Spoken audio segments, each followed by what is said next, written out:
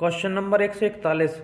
भारतीय संविधान के अंतर्गत वैधानिक सत्ता का अधिकार किसे प्राप्त है? इस क्वेश्चन का राइट आंसर होगा ऑप्शन डी, सांसद। इस क्वेश्चन से संबंधित फैक्ट को देखते हैं। भारतीय संविधान के अंतर्गत वैधानिक सत्ता का अधिकार संसद को प्राप्त है। संसद भारत का सर्वोच्च विधायी निकाय है। भारत में द्विसदनीय व्यवस्था है।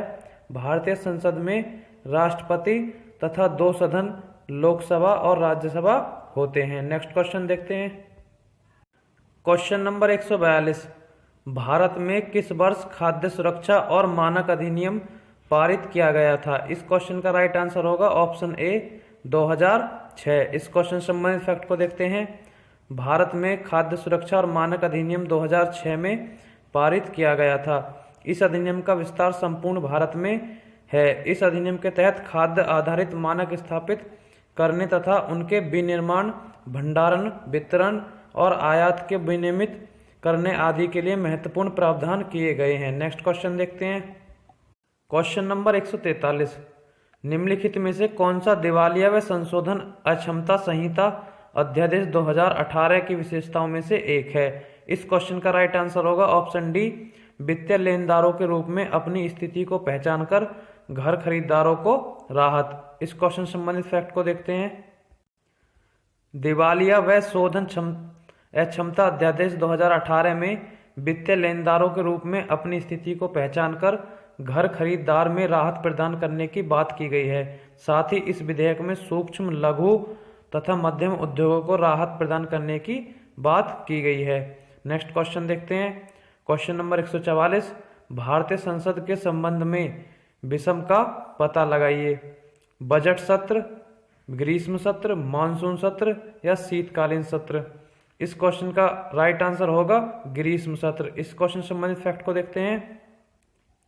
सामान्यतः प्रतिवर्ष संसद के 3 सत्र या अधिवेशन होते हैं। इनमें पहला है बजट सत्र, फरवरी से मई तक। दूसरा है मानसून सत्र, जुलाई से अगस्त तक। तीसरा है शीतकालीन सत्र, नवंबर से दिसंबर तक। नेक्स्ट क्वेश्चन देखते हैं। Question number 145। निम्नलिखित में से कौन सी स्थायी समिति संसद के प्रत्येक सदन में होती है? इस क्वेश्चन का राइट आंसर होगा ऑप्शन डी, इनमें से सभी, अर्थात याचिका समिति, विशेष अधिकार समिति, व्यापार परामर्शदात्री समिति, तीनों ही संसद के प्रत्येक सदन में होती हैं। इस क्वेश्चन से संबंधित फैक्ट को देखते हैं। इसको आप पॉज करके पढ़ लीजिए। यहाँ से आप पॉज कीजिए और इसे पढ़ लीजिए, और यहाँ से आप पॉज कीजिए वीडियो को और इसे पढ़ लीजिए। तो नेक्स्ट क्वेश्चन पर चलते हैं। Question number 146। किस केंद्रीय मंत्रालय के तहत नवोदय विद्यालय समिति और केंद्रीय विद्यालय संगठन स्वायत्त निकाय हैं? इस क्वेश्चन का राइट आंसर होगा ऑप्शन डी, मानव संसाधन विकास मंत्रालय। अब इस मंत्रालय का नाम बदलकर शिक्षा मंत्रालय कर दिया गया है। इस क्वेश्चन से संबंधित फैक्ट को देखते हैं।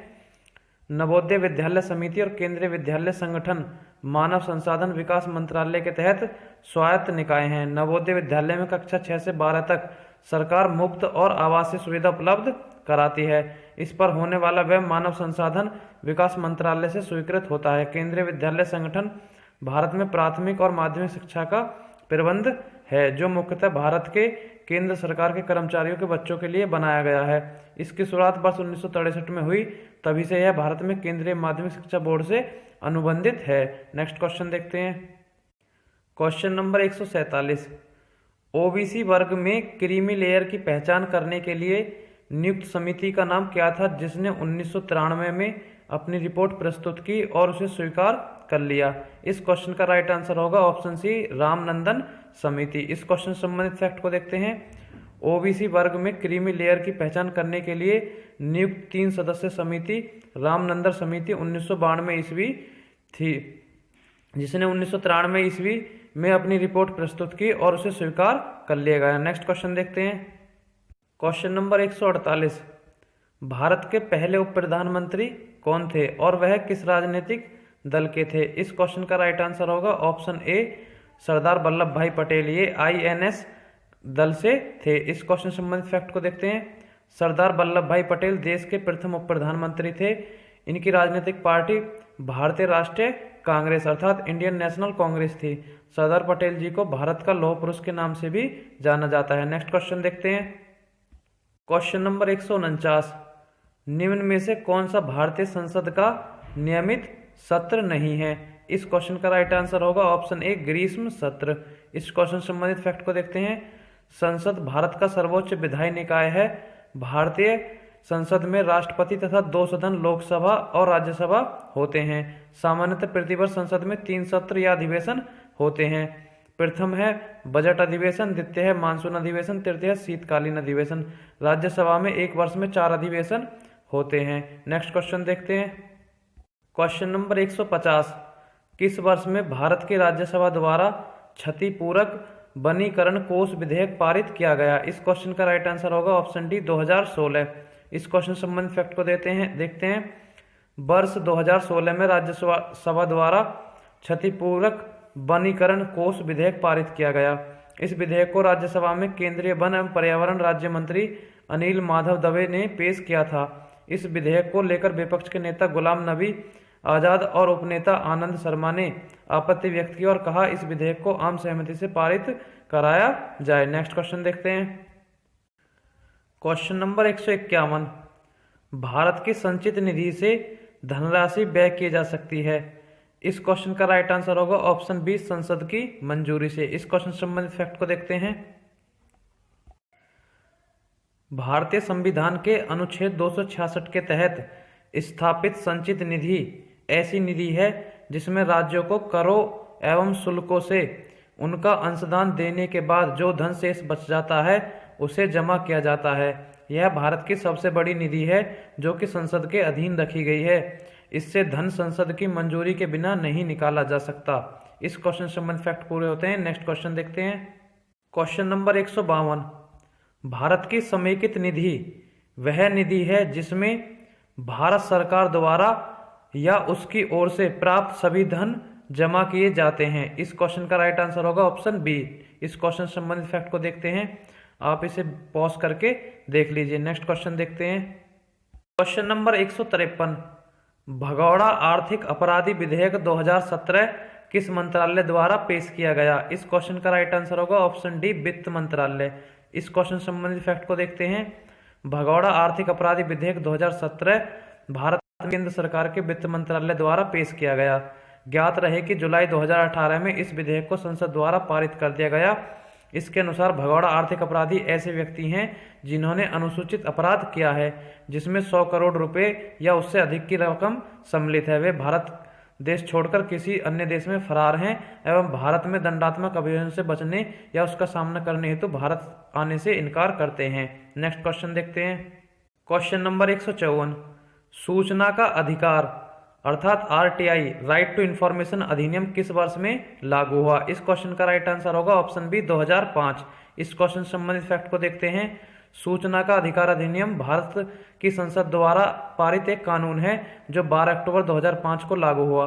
यह कानून भारत के सभी नागरिकों को सरकारी फाइलों में दर्ज सूचना को देखने और उसे प्राप्त करने का अधिकार देता है। नेक्स्ट क्वेश्चन देखते हैं। क्वेश्चन नंबर 155, सूचना का अधिकार किस वर्ष लागू हुआ था? इस क्वेश्चन का राइट आंसर होगा ऑप्शन डी, 2005। नेक्स्ट क्वेश्चन देखते हैं। क्वेश्चन नंबर 156, राज्यसभा के पहले अध्यक्ष कौन थे? इस क्वेश्चन का राइट आंसर होगा option C, doctor S Radhakrishnan. इस क्वेश्चन से संबंधित फैक्ट को देखते हैं। राज्यसभा भारतीय संसद का द्वितीय या उच्च सदन है। भारत का उपराष्ट्रपति राज्यसभा का पदेन सभापति होता है। डॉक्टर सर्वपल्ली राधाकृष्णन भारत के प्रथम उपराष्ट्रपति तथा राज्यसभा के प्रथम अध्यक्ष थे। नेक्स्ट क्वेश्चन देखते हैं।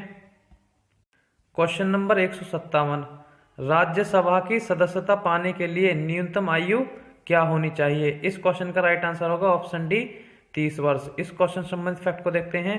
राज्यसभा भारतीय संसद का उच्च सदन है जिसके सदस्यों का कार्यकाल 6 वर्ष का होता है। यह एक स्थायी सदन भी है। राज्यसभा में 245 सदस्य होते हैं जिनमें 12 सदस्य भारत के राष्ट्रपति द्वारा नामित होते हैं। राज्यसभा में सदस्यता पाने के लिए न्यूनतम आयु 30 वर्ष होनी चाहिए। नेक्स्ट क्वेश्चन देखते हैं। क्वेश्चन नंबर 158, अपनी सरकार के विरुद्ध अविश्वास प्रस्ताव के दौरान भारत का प्रधानमंत्री मतदान में भाग नहीं ले सकता यदि वह है ऑप्शन ए, राज्यसभा का सदस्य। इस क्वेश्चन का राइट आंसर होगा ऑप्शन ए, नेक्स्ट इस क्वेश्चन संबंधित फैक्ट को देखते हैं। भारतीय संविधान के अनुच्छेद 75(3) के अनुसार मंत्रिपरिषद लोकसभा के प्रति सामूहिक रूप से उत्तरदायी होती है, अर्थात इस सदन में बहुमत हासिल होने पर ही मंत्रिपरिषद बनी रह सकती है। इसके खिलाफ अविश्वास प्रस्ताव पारित होने पर प्रधानमंत्री सहित मंत्रिपरिषद को इस्तीफा देना पड़ता है। अविश्वास प्रस्ताव में लोकसभा के सदस्य ही भाग लेते हैं, इसलिए प्रधानमंत्री के राज्यसभा सदस्य होने पर वह मतदान में भाग नहीं ले सकता। नेक्स्ट क्वेश्चन देखते हैं। Question number 159। भारत के प्रधानमंत्री अपनी सरकार के खिलाफ अविश्वास प्रस्ताव पर मतदान में भाग नहीं ले सकते यदि वे हैं राज्यसभा के सदस्य हैं। इस क्वेश्चन का राइट आंसर ऑप्शन बी होगा। नेक्स्ट क्वेश्चन देखते हैं। Question number 160। अखिल भारतीय सेवाओं के निर्माण के लिए कौन उत्तरदायी होता है? इस क्वेश्चन का राइट आंसर होगा ऑप्शन ए राज्यसभा। इस क्वेश्चन से संबंधित फैक्ट को देखते हैं। भारतीय संविधान के अनुच्छेद 312 के अंतर्गत अखिल भारतीय सेवाओं के निर्माण के लिए राज्यसभा उत्तरदायी होता है। अखिल भारतीय सेवाएं संयुक्त रूप से 3 यथा भारतीय प्रशासनिक सेवा, भारतीय पुलिस सेवा, भारतीय वन सेवा को कहा जाता है। अनुच्छेद 312 के अनुसार यदि राज्यसभा अपने 2/3 बहुमत से नई अखिल भारतीय सेवा के सृजन हेतु प्रस्ताव पारित करे तो संसद इस प्रस्ताव के आधार पर नई अखिल भारतीय सेवा का गठन कर सकती है। नेक्स्ट क्वेश्चन देखते हैं। Question number 161। राज्यसभा सदस्यों का कार्यकाल कितना होता है? इस क्वेश्चन का राइट आंसर होगा ऑप्शन बी 6 वर्ष। इस क्वेश्चन से संबंधित फैक्ट को देखते हैं। राज्यसभा भारतीय संसद का उच्च या द्वितीय सदन है। अनुच्छेद 80 में राज्यसभा के गठन का प्रावधान है। इसके अनुसार राज्यसभा के सदस्यों की संख्या 250 हो सकती है। इनमें से 238 सदस्यों का चुनाव राज्य एवं संघ राज्य क्षेत्रों की विधानसभाओं द्वारा तथा 12 सदस्यों के नाम राष्ट्रपति द्वारा निर्देशित किए जाते हैं। यह एक स्थायी सदन है जिसमें प्रत्येक सदस्य कार्यकाल 6 वर्ष होता है।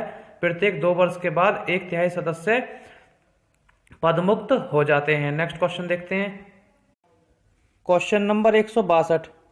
वर्तमान में राज्यसभा के अधिकतम सदस्य संख्या कितनी है? इस क्वेश्चन का राइट आंसर होगा ऑप्शन बी 250। नेक्स्ट क्वेश्चन देखते हैं। नंबर 163। राज्यसभा के सदस्यों की अधिकतम स्वीकार्य संख्या कितनी है? इस क्वेश्चन का राइट आंसर होगा ऑप्शन डी 250। नेक्स्ट क्वेश्चन देखते हैं। Question number 164। भारतीय संसद का उच्च सदन किसे कहा जाता है? इस क्वेश्चन का राइट आंसर होगा ऑप्शन सी राज्यसभा। इस क्वेश्चन से संबंधित फैक्ट को देखते हैं। भारत की संसद मुख्य रूप से 3 भागों से मिलकर बनी है। इनमें पहला राष्ट्रपति, दूसरा लोकसभा और तीसरी राज्यसभा है। लोकसभा को निम्न सदन कहा जाता है और राज्यसभा को उच्च सदन कहा जाता है, जिसके प्रतिनिधि चुनकर आते हैं। वहीं आगे चलकर राज्यसभा के प्रतिनिधियों का चुनाव करते हैं। इसलिए लोकसभा को प्रथम सदन एवं राज्यसभा को द्वितीय सदन भी कहा जाता है। इसके अलावा लोकसभा को लोगों का सदन भी कहा जाता है। नेक्स्ट क्वेश्चन देखते हैं। Question number 165। राज्यसभा के सदस्यों का चुनाव किनके द्वारा किया जाता है? इस क्वेश्चन का राइट आंसर होगा ऑप्शन ए राज्यों की विधानसभा के सदस्यों द्वारा। इस क्वेश्चन संबंधित फैक्ट को देखते हैं। राज्यसभा के सदस्यों का चुनाव राज्य की विधानसभाओं के सदस्यों द्वारा किया जाता है। राज्यसभा भारतीय लोकतंत्र की ऊपरी प्रतिनिधि सभा है। राज्यसभा में अधिकतम 250 सदस्य होते हैं, जिनमें 12 सदस्य भारत के राष्ट्रपति द्वारा नामांकित होते हैं। अन्य सदस्यों का चुनाव होता है। वर्तमान में राज्यसभा सदस्यों की संख्या 245 निर्धारित है। राज्यसभा में 6 साल के लिए सदस्य चुने जाते हैं, जिनमें 1/3 सदस्य हर दूसरे साल सेवानिवृत्त हो जाते हैं। नेक्स्ट क्वेश्चन देखते हैं। Question number 167।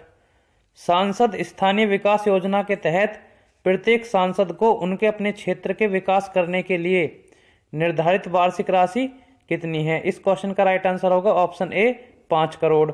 इस क्वेश्चन संबंधित फैक्ट को देखते हैं। सांसद निधि की शुरुआत 23 दिसंबर 1993 को भारत सरकार द्वारा की गई थी। वर्तमान में यह राशि 5 करोड़ रुपए वार्षिक है। यह राशि सांसदों को अपने क्षेत्र में विकास करने के लिए प्रदान की जाती है। नेक्स्ट क्वेश्चन देखते हैं। 173। 2017 के अनुसार लोकसभा का नेता कौन है? इस क्वेश्चन का राइट आंसर होगा ऑप्शन डी नरेंद्र मोदी। इस क्वेश्चन संबंधित फैक्ट को देखते हैं। इसे आप वीडियो पॉज करके देख लीजिए। लेकिन एक जानकारी आपको ध्यान रखनी है कि लोकसभा का नेता हमेशा प्रधानमंत्री होता है, यानी जो देश का वर्तमान में प्राइम मिनिस्टर होगा।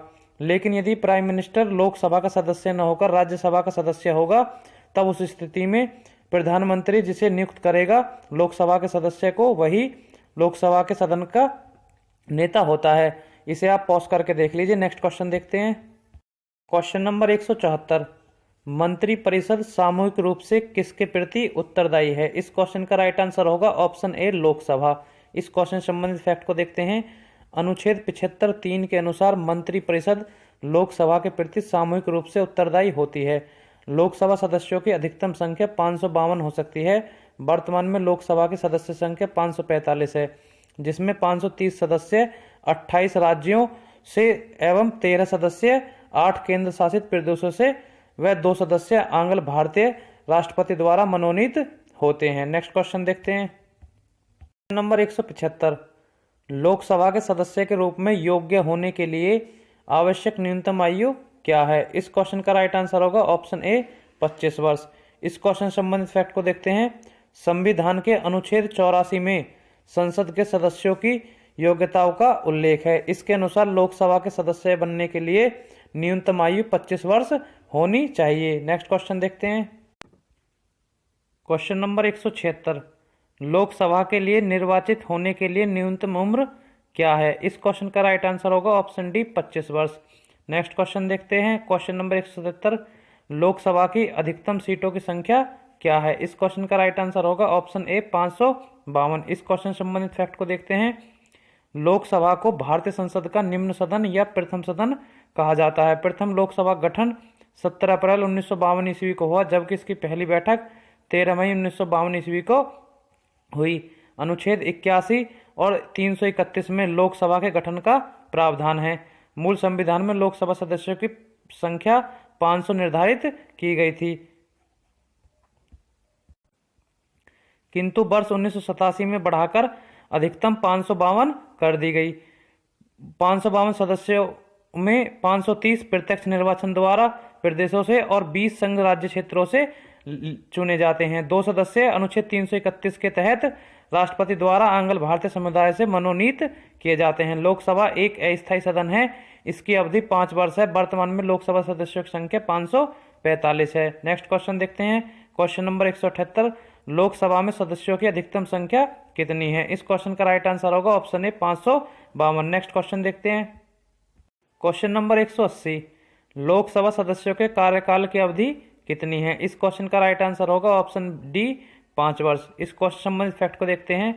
संविधान के अनुच्छेद 83(2) के अनुसार लोकसभा का कार्यकाल प्रथम बैठक की तारीख से 5 वर्ष होता है, परंतु इस अवधि से पूर्व भी प्रधानमंत्री के परामर्श पर वह राष्ट्रपति द्वारा भंग की जा सकती है एवं आपातकाल के लागू होने पर संसद विधि द्वारा लोकसभा कार्यकाल में वृद्धि कर सकती है। 42वें संविधान संशोधन अधिनियम 1976 के द्वारा लोकसभा कार्यकाल 6 वर्ष कर दिया गया था, जिसे 44वें संविधान संशोधन अधिनियम 1978 के द्वारा पुनः 5 वर्ष कर दिया गया। नेक्स्ट क्वेश्चन देखते हैं।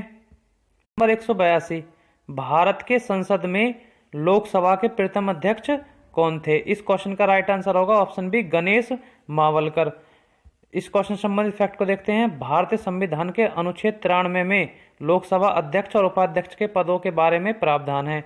भारत के पहले लोकसभा अध्यक्ष गणेश वासुदेव मावलकर थे।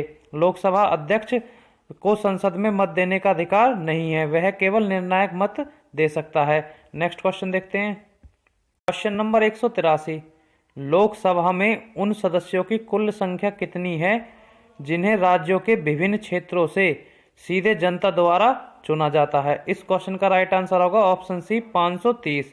इस क्वेश्चन संबंधित फैक्ट को देखते हैं। लोकसभा सदस्यों की अधिकतम संख्या 552 निर्धारित की गई है। इनमें से अधिकतम 530 सदस्य विभिन्न राज्य क्षेत्रों से निर्वाचित किए जाते हैं एवं अधिकतम 20 सदस्य संघीय क्षेत्रों से चुने जाते हैं। राष्ट्रपति आंग्ल भारतीय समुदाय के अधिकतम 2 सदस्य को मनोनीत कर सकते हैं। वर्तमान में लोकसभा के सदस्य संख्या 45 है। इन सदस्यों में से 530 सदस्य 28 राज्यों से तथा 13 सदस्य 8 केंद्र शासित प्रदेशों से तथा 2 सदस्य आंग्ल भारतीय वर्ग के प्रतिनिधि के रूप में राष्ट्रपति द्वारा मनोनीत किए जाते हैं। अब वर्तमान में भारत में 28 राज्य व 8 केंद्र शासित प्रदेश हैं। नेक्स्ट क्वेश्चन देखते हैं। नंबर 184, लोकसभा में भारत के संविधान के अनुसार केंद्र शासित प्रदेशों से अधिकतम कितने सदस्य हो सकते हैं? इस क्वेश्चन का राइट आंसर होगा ऑप्शन ए 20। इस क्वेश्चन से संबंधित फैक्ट को देखते हैं। लोकसभा में भारत के संविधान के अनुसार केंद्र शासित प्रदेशों में अधिकतम 20 सदस्य हो सकते हैं। लोकसभा की जनता की सभा है, इसके सदस्य जनता द्वारा प्रत्यक्ष निर्वाचन से चुने जाते हैं। इसके सदस्यों की अधिकतम संख्या 552, 530 राज्यों से व 20 संघ राज्यों से व 2 एंग्लो इंडियन समुदाय से लिए जाते हैं। नेक्स्ट क्वेश्चन देखते हैं। क्वेश्चन नंबर 185, लोकसभा की बैठक के गठन के लिए आवश्यक कोरम सदन के कुल सदस्यों के कितना भाग होता है? इस क्वेश्चन का राइट आंसर होगा ऑप्शन डी 10वां भाग। इस क्वेश्चन से संबंधित फैक्ट को देखते हैं।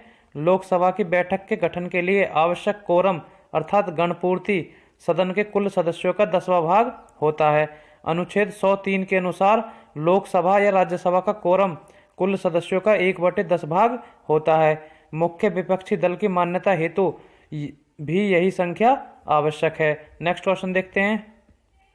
क्वेश्चन नंबर 190, किस प्रधानमंत्री की मृत्यु के बाद गुलजारीलाल नंदा ने दूसरी बार कार्यवाहक प्रधानमंत्री के रूप में पदभार संभाला? इस क्वेश्चन का राइट आंसर होगा ऑप्शन ए लाल बहादुर शास्त्री। इस क्वेश्चन संबंधित फैक्ट को देखते हैं। लाल बहादुर शास्त्री भारत के दूसरे प्रधानमंत्री थे। शास्त्री जी की मृत्यु के बाद गुलजारीलाल नंदा ने दूसरी बार कार्यवाहक प्रधानमंत्री के रूप में पदभार संभाला था। नेक्स्ट क्वेश्चन देखते हैं। नंबर 191, इनमें से कौन से भारतीय प्रधानमंत्री ने संसद का सामना नहीं किया? इस क्वेश्चन का राइट आंसर होगा ऑप्शन डी चौधरी चरण सिंह। इस क्वेश्चन से संबंधित फैक्ट को देखते हैं। प्रधानमंत्री चौधरी चरण सिंह ने संसद का सामना नहीं किया। इनका कार्यकाल 28/7/1979 से 14/1/1980 तक रहा। चौधरी चरण सिंह भारत के प्रधानमंत्री, उप प्रधानमंत्री, गृह मंत्री और 2 बार उत्तर प्रदेश के मुख्यमंत्री भी रहे। नेक्स्ट क्वेश्चन देखते हैं। क्वेश्चन नंबर 192, निम्नलिखित में से किसने भारत के प्रधानमंत्री के रूप में सबसे लंबी अवधि तक सेवा प्रदान की? इस क्वेश्चन का राइट आंसर होगा ऑप्शन डी जवाहरलाल नेहरू। इस क्वेश्चन संबंधित फैक्ट को देखते हैं। पंडित जवाहरलाल नेहरू ने भारत के प्रथम प्रधानमंत्री थे। इन्होंने प्रधानमंत्री के रूप में सबसे लंबी अवधि 15 अगस्त 1947 से 27 मई 1964 तक सेवा प्रदान की। इनका जन्म 14 नवंबर 1889 ईस्वी को इलाहाबाद प्रयागराज में हुआ था। जवाहरलाल नेहरू बच्चों से बहुत प्यार करते थे और उन्हें बच्चे चाचा नेहरू के नाम से भी पुकारते थे। उनके जन्म दिवस अर्थात 14 नवंबर को बाल दिवस के रूप में भी मनाया जाता है। नेक्स्ट क्वेश्चन देखते हैं। क्वेश्चन नंबर 193, कौन से पूर्व प्रधानमंत्री मोरारजी देसाई के समय उप प्रधानमंत्री थे? इस क्वेश्चन का राइट आंसर होगा ऑप्शन बी चरण सिंह। इस क्वेश्चन संबंधित फैक्ट को देखते हैं। चौधरी चरण सिंह पूर्व प्रधानमंत्री मोरारजी देसाई के समय उप प्रधानमंत्री थे। मोरारजी देसाई स्वतंत्र भारत के चौथे और पहले गैर कांग्रेसी प्रधानमंत्री थे। नेक्स्ट क्वेश्चन देखते हैं।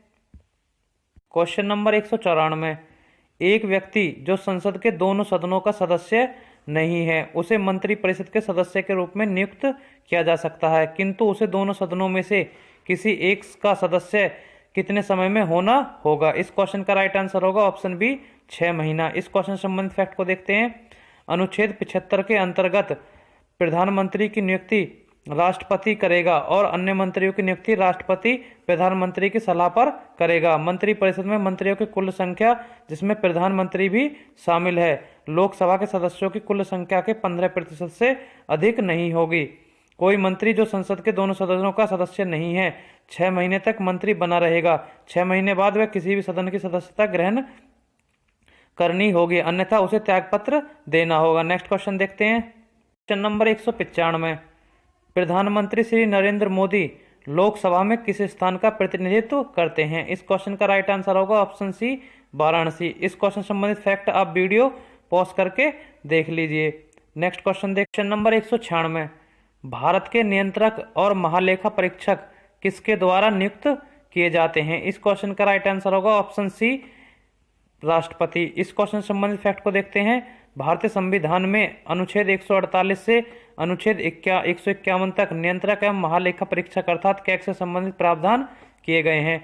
नियंत्रक एवं महालेखा परीक्षक की नियुक्ति राष्ट्रपति करता है, किंतु उसे पद से संसद के दोनों सदनों के समावेदन पर हटाया जा सकेगा। नियंत्रक एवं महालेखा परीक्षक कार्यकाल 6 वर्ष की अवधि या 65 वर्ष की आयु जो भी पहले हो तक होता है। नेक्स्ट क्वेश्चन देखते हैं। क्वेश्चन नंबर 197, भारत के प्रधानमंत्री के रूप में नियुक्ति के लिए पात्र होने की न्यूनतम आयु सीमा क्या है? इस क्वेश्चन का राइट आंसर होगा ऑप्शन बी 25 वर्ष। इस क्वेश्चन से संबंधित फैक्ट को देखते हैं। संविधान के अनुसार प्रधानमंत्री संसद के दोनों सदनों में से किसी भी का भी सदस्य हो सकता है। उदाहरण के लिए इंदिरा गांधी 1996 व मनमोहन सिंह 2004 से 2009 में राज्यसभा के सदस्य थे। राज्यसभा की सदस्यता के लिए कम से कम 30 वर्ष एवं लोकसभा की सदस्यता के लिए कम से कम 25 वर्ष की आयु होना अनिवार्य है। चूंकि प्रश्न में न्यूनतम आयु सीमा पूछी गई है, इसलिए 25 वर्ष उत्तर सही है। भारतीय संविधान में प्रधानमंत्री की योग्यता के संबंध में कोई स्पष्ट प्रावधान नहीं किया गया है, लेकिन यह कहा गया है कि वह लोकसभा में बहुमत दल का नेता होगा। नेक्स्ट क्वेश्चन देखते हैं। क्वेश्चन नंबर 198, भारत के पहले उप प्रधानमंत्री कौन थे? इस क्वेश्चन का राइट आंसर होगा ऑप्शन बी सरदार वल्लभ भाई पटेल। इस क्वेश्चन संबंधित फैक्ट को देखते हैं। भारत के उप प्रधानमंत्री का पद तकनीकी रूप से एक संवैधानिक पद नहीं है और न ही संविधान में इसका कोई उल्लेख है, लेकिन कई अवसरों पर विभिन्न सरकारों ने अपने किसी एक वरिष्ठ मंत्री को उप प्रधानमंत्री निर्दिष्ट किया है। इस पद के पहले धारक सरदार वल्लभ भाई पटेल थे, जो कि जवाहरलाल नेहरू के कैबिनेट में गृह मंत्री भी थे। नेक्स्ट क्वेश्चन देखते हैं। नंबर 199, निम्नलिखित में से कौन भारत के प्रधानमंत्री बनने से पहले एक मुख्यमंत्री नहीं थे? इस क्वेश्चन का राइट आंसर होगा ऑप्शन सी इंदिरा गांधी। इस क्वेश्चन संबंधित फैक्ट को देखते हैं। इंदिरा गांधी एक ऐसी प्रधानमंत्री थी जो प्रधानमंत्री बनने से पहले किसी राज्य की मुख्यमंत्री नहीं थी, जबकि अन्य 3 मुख्यमंत्री पदभार ग्रहण कर चुके थे। नेक्स्ट क्वेश्चन देखते हैं। क्वेश्चन नंबर 200, प्रधानमंत्री निम्न में से किसके पदेनाध्यक्ष होते हैं? इस क्वेश्चन का राइट आंसर होगा CSIR। इस क्वेश्चन संबंधित फैक्ट को देखते हैं। CSIR का पदेनाध्यक्ष प्रधानमंत्री होता है। वैज्ञानिक तथा औद्योगिक अनुसंधान परिषद की स्थापना 1942 ईस्वी में हुई थी। प्रिय मित्रों, वीडियो अच्छा लगा हो तो इसे लाइक व शेयर करें। ऐसे और वीडियो देखने के लिए चैनल को सब्सक्राइब करें और कमेंट में अपना सुझाव अवश्य लिखें। धन्यवाद।